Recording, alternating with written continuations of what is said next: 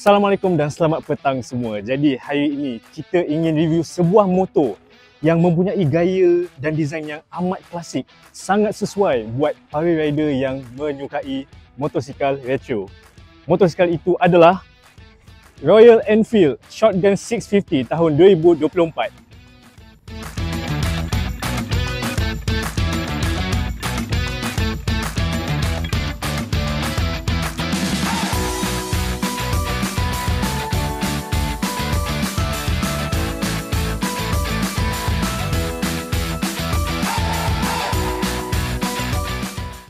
Motosikal ini menggunakan enjin 648cc parallel twin, single overhead cam, air and liquid cool yang menghasilkan 46 horsepower dan juga 52 Nm torque.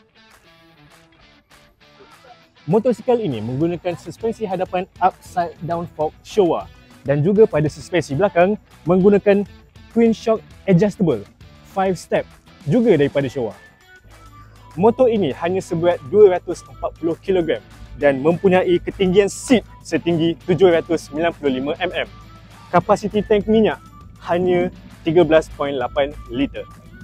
Dengan bermodalkan RM30,000, anda dah boleh bawa balik motor style klasik sebegini. Dan jikalau anda berminat dengan motosikal ini ataupun mana-mana motosikal yang kami ada di showroom kami, layarilah website iMotorbike ataupun korang tahulah kita orang di mana, iMotorbike Glen Marie, Shah Alam. Bye-bye.